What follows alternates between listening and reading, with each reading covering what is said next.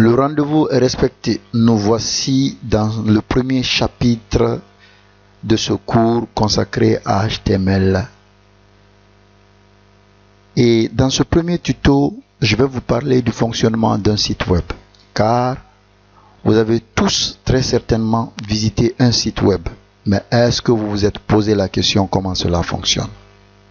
Et avant de vous parler du code HTML, il vaut mieux que je vous explique à quoi tout cela va servir. Un site web est avant tout un éditeur de texte, un navigateur web, un serveur web. Tous ces trois éléments vous seront expliqués en détail dans ce tuto. Et à la fin de ce tuto, vous aurez droit à un petit résumé pour récapituler tout ce que nous avons eu à voir dans ce tuto.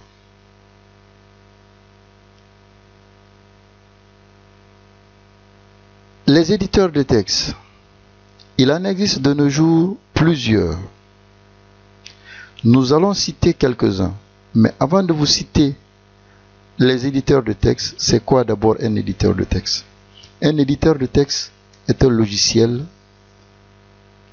qui permet d'écrire du texte. Sous Windows, nous avons le bloc-notes de Windows qui est un éditeur de texte basique. Il y a Notepad++, c'est un éditeur de texte. Il n'est pas installé sous Windows. Vous le téléchargez et vous l'installez.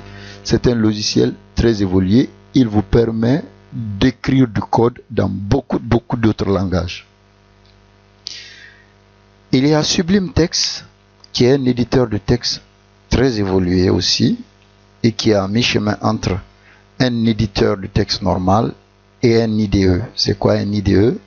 Un IDE, c'est un environnement de développement intégré qui est composé ici de plusieurs logiciels pour développer des pages web. Il y a Bracket, Gedit, etc., pour ne citer que cela. Sous Mac d'Apple, vous avez Sublime Text. Donc Sublime Text a l'avantage d'être sous les deux systèmes d'exploitation. Tandis que Notepad++ est sous Windows. Bracket, dans les deux systèmes d'exploitation. Gedit, il est dans les deux systèmes d'exploitation.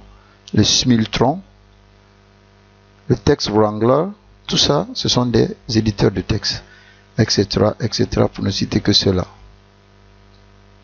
Alors, les navigateurs. Les navigateurs web aussi sont des logiciels. Eux, leur rôle, c'est d'interpréter le texte que nous avons écrit dans les éditeurs de texte pour donner un rendu, un visuel. Il en existe aussi plusieurs. Ce tableau qui suit vous expliquera les éditeurs de texte les plus connus. Nous avons Google Chrome, qui est un navigateur, je vais dire, web. Il est simple et rapide. Il a l'avantage de fonctionner sous les trois systèmes d'exploitation. Ici, vous avez Windows, Mac et Linux. Le Mozilla Firefox est un navigateur très célèbre et réputé. Il est sous Windows, Mac et Unix aussi. L'Internet Explorer, qui est devenu aujourd'hui Edge, sous Windows 10, équipe l'ensemble des PC. Le Safari, qui est de nos jours sous Windows et Mac, équipe l'ensemble des Mac. Les Mac, ce sont des PC d'Apple. Opera, il a l'avantage aussi d'être sous les trois systèmes d'exploitation, mais c'est un outsider. Il est très peu utilisé. Alors, les serveurs, quant à eux, sont des machines comme vos ordinateurs, mais ils sont beaucoup plus puissants. En fait, c'est sur ces ordinateurs que sont installés les fichiers que nous avons écrits dans les éditeurs de texte.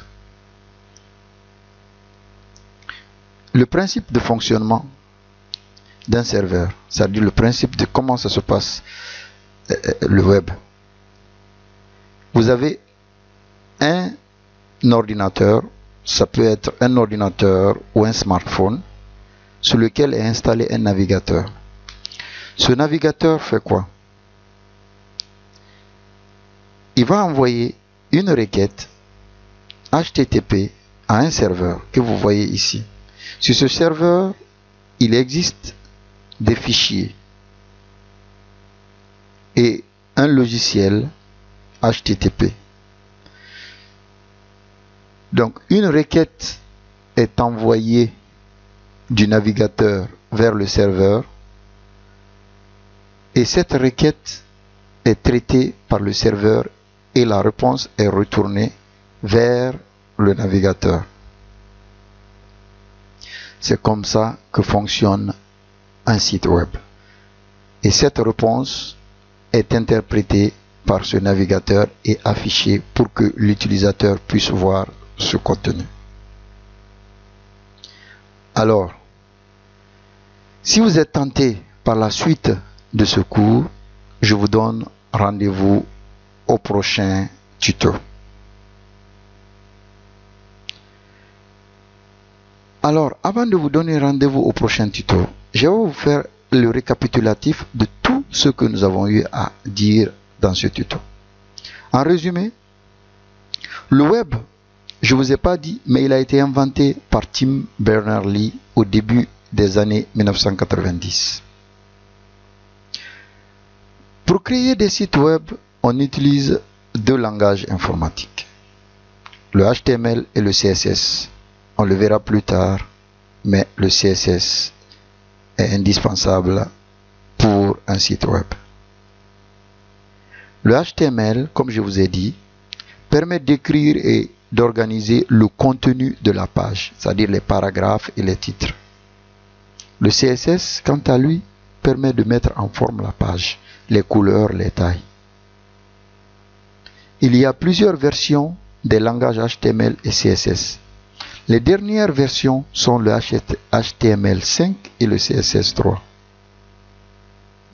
Le navigateur web est un programme qui permet d'afficher des sites web. Il lit les langages HTML et CSS pour savoir ce qu'il doit afficher. Il existe, comme je vous ai dit, de nombreux navigateurs web, le Google, le Mozilla Firefox, etc., etc. Alors, j'ai dit, dans ce cours que nous allons entamer, nous allons apprendre à utiliser les langages HTML et CSS. Nous travaillerons dans un programme appelé éditeur de texte.